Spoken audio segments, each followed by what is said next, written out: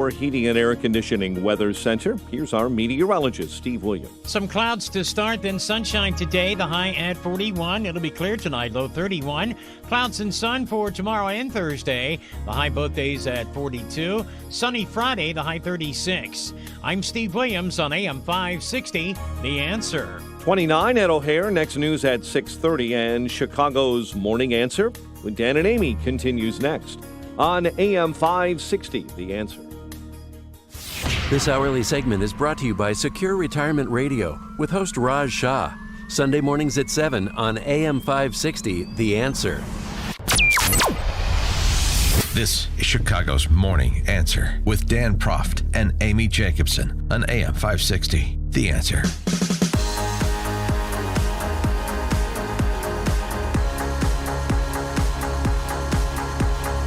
Ding, ding, ding, ding, ding, ding, ding, ding. Good morning, Amy Jacobson, Bruce Wolf, in for Dan Proft on a very busy Tuesday. It's Giving Tuesday, and later in the show, we're going to have two of our favorite people from Food for the Poor here to talk about how we're trying to raise money for those less fortunate, so be sure to tune into that. And then at 7:07, another programming note, former Superintendent Gary McCarthy is going to respond to the firing of Superintendent Eddie Johnson. So again, that is at 7:07, and Bruce, you're going to behave and stay on topic, right? Did you sign this form that I've created for you? What, like Pete Davidson has? That I had non-disclosure for $1 million. I can't tell anybody what I said on the show. Exactly. No, there are two big topics with Gary McCarthy. One is the well, obviously the firing of Superintendent Johnson. The other is the emergency takedown. And the third topic would be, of course, why did he get 1% of the vote? Oh, my God. No, the other topic is we've hired Police Chief Charlie Beck to be the interim. He's from Los Angeles. What does he think? Do you think that he knows that Madison and State, that's where everything zeroes out? And then, no. What does he know? And he's getting paid $260,000 a year? Sergeant Joe from Friday. Hollywood? From L.A.? No. They should have hired McCarthy to fill that spot. But he wouldn't have taken it. Oh, yes, he would have. He was out a little bit campaigning for it. Oh, You really? went, oh, yeah, you missed that, huh? Because you're not addicted to local news like I am. You're not on top of things, I don't live in Chicago. I don't care. Okay.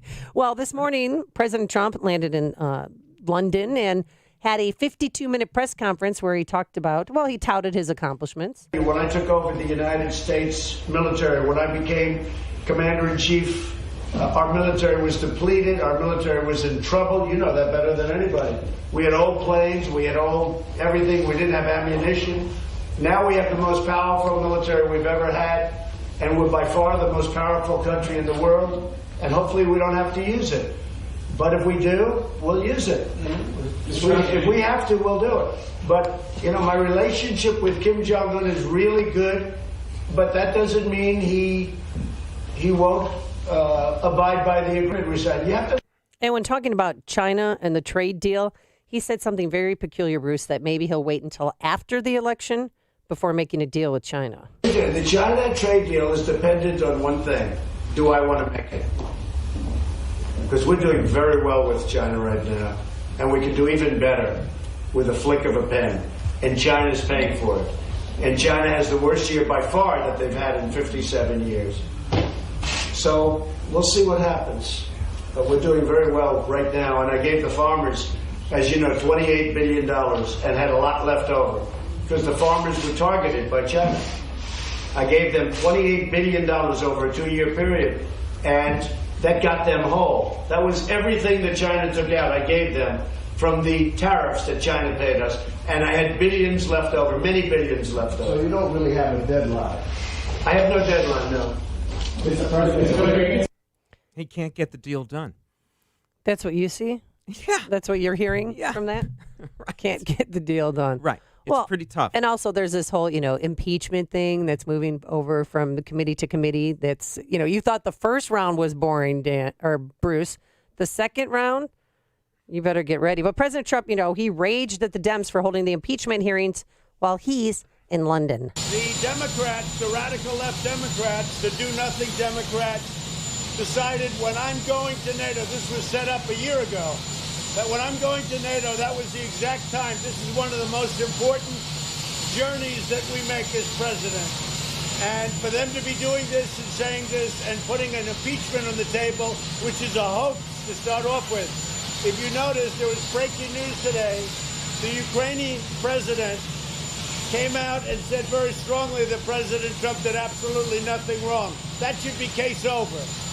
But he just came out a little while ago and he said President Trump did absolutely nothing wrong, and that should end everything. But it will never end it because they want to do what they want to do. They're getting killed in their own district. I think it's going to be a tremendous boon for the Republicans.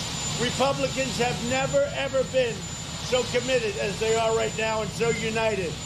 So it's really a great thing in some ways, but in other ways, it's a disgrace. It's a disgrace for our country. With more on the impeachment hearing and President Trump and NATO celebrating 70 years. I don't know exactly what they're celebrating. Let's go to Stephen Groves. He's Special Assistant to the President and Deputy Press Secretary. We welcome him back to the show. Good morning, Mr. Groves. How are you? Good morning. Thanks for having me on. Yeah, thanks for joining us. So the impeachment shifts from Schiff to Nadler. And what do you expect to happen? Is this going to be professors testifying on Wednesday, or what are we going to hear? Well, they just released the names of the witnesses yesterday, late afternoon. Mm-hmm. So it is going to be some law professors. So I don't know about you, but I'll be glued to the screen because hearing from law professors is really riveting. Yes. God. So you're right. If you were bored during the hours and hours of the Schiff show, you're just going to be amazed by the Nadler show, because you know how great his hearings are. Oh, yeah. And we heard from Michael Cohen, we heard from John Dean, even the blockbuster hearing with Robert Mueller turned out to be a real I think they're going to call Alger Hiss one of these moments. But here's the thing. You got three boring law professors, but you also have Jonathan Turley. So he's one guy, and he's interesting because he's written, for example, about Joseph Mifsud, who nobody knows who this guy is. Nobody, on MSNBC or ever talks about this guy, and he's kind of a mystery guy. But I mean, he's the guy who gave Papadopoulos the rumor or whatever, and then Papadopoulos told Downer, and then of course it becomes this reason for investigating the whole Trump campaign. But we don't even know about this guy, and maybe this is all going to come out, or will we have totally lost the public by this time anyway? Well, at least it would be something interesting to hear about, rather than three law professors that the Dems call that we know have already concluded that this phone call was a high crime and misdemeanor. So if they inject actual interesting stuff about Joseph Mifsud, maybe the thing would be worth watching. But I'll be much more interested to hear what John Durham has to say about Joseph Mifsud. Especially in light of the fact that we've got Barr already reacting to the Horowitz report, and you've got Lisa Page coming out. They're all coming out saying, see, there's nothing to see here. But Barr, of course, is saying there's more to that. I did have this other question, though. Trey Gowdy was on Fox News yesterday, and he's playing eight-dimensional chess, I guess, because he says that everybody knows that this is going nowhere in the Senate, but it is a chance for the Democrats to showcase themselves, this trial, and for the Democrats to take over the Senate in 2020 and therefore create gridlock, and President Trump won't be able to do anything even if he gets reelected. So my question would be, my tough question to the Deputy Press Secretary would be, would it be better if President Trump just admitted that, okay, it was a little bit of abuse, no worse than anything that President Obama ever did, and I shouldn't have said that because, I'm this kind of businessman who wants to make, deal, and I withheld the funds, but it's not that big a deal. Well, I just would disagree with Congressman Gowdy's assessment. I don't think that the Senate trial presents an opportunity for senators to showcase themselves. They have to sit silently in their chairs for weeks, listening to members of the House put on a case or defend a case. And I don't even know if they're allowed to rush out to the microphones afterward to talk about what happened in the Senate that day. And meanwhile, they're kept off the trail in Iowa and New Hampshire and South Carolina. So I just don't know if I agree with the premise of what Gowdy is saying. But of course, the president will never say any such thing. I think if he thought he did something wrong, he would say so. But you read the transcript, you hear the testimony from the Schiff committee, and he hasn't done anything wrong. So 31, 31 Democrats sit in Trump won districts, 13 in Romney, McCain, Trump won districts. Do you think Democrats are really going to want to walk the plank knowing that Donald Trump will be acquitted in the Senate a few weeks later anyway? Well, that was always going to rise and fall on, the quality of the evidence that Schiff turned up. And the quality was very, very poor. Lots of hearsay, conjecture, feelings. And so I don't think that those 30-plus Trump district Democrats are feeling very good right now. I think they're all going to be asking Speaker Pelosi for a golden ticket, which means, hey, can I vote against these articles of impeachment, Madam Speaker, because I have to go back and win the district. And Pelosi's going to be between a rock and a hard place. She wants to hold on to that Speaker's gavel more than anything in the world. So she needs to be able to protect some of those Trump district Democrats. So she's got some golden tickets to hand out, and we'll see who needs them the most. Now, if this does move over to the Senate, do you think Hunter Biden will be subpoenaed? Because I see that he lawyered up. He had 3 lawyers trying to protect his financial records. He's now crying poor, believe it or not. So I was just wondering if that $53,000 to $83,000 a month that he got, if that just went straight to daddy or somewhere else, or are we ever going to be able to find out? Well, poor men can't afford 3 lawyers. Certainly not the Washington, scandal class level lawyers. I mean, I'm not a poor man, but I don't even think I could probably afford one of Hunter Biden's lawyers. So we'll see what happens, and we'll see how important the senators think that Hunter Biden's testimony would be. We don't want to turn this into, the kind of the show and the charade that Adam Schiff tried to put on. That'd be kind of fun. A little bit more safe. Yeah, I mean, we would all. I mean, Hunter Biden. I just love that he's crying poor though, because his baby mama wants some money. So you don't need these 3 law professors to tell you that you mentioned hearsay. There are exceptions to the hearsay rule. There are about 16 of them. Mm-hmm. One of them is an admission by a party opponent. You have President Trump in that phone conversation on July 25th mentioning specifically them going after Biden and his son, and then you have the withholding of the funds. So that kind of pretty much makes out the case. Again, I don't think it's necessarily the worst thing in the world and not a high crime and misdemeanor, especially considering the fact that President Obama violated the Constitution 22 times after he said he wouldn't do it. So he even admitted that, and he has the oath of office to uphold the Constitution. But, yeah, maybe a little apology there, and we could let this go bye-bye.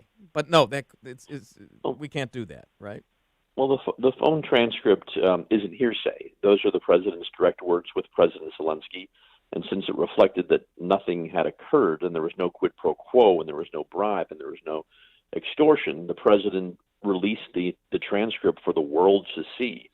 The hearsay I'm talking about is all of this stuff from Vindman and other people who heard it from a friend, who heard it from a friend. No, I get that.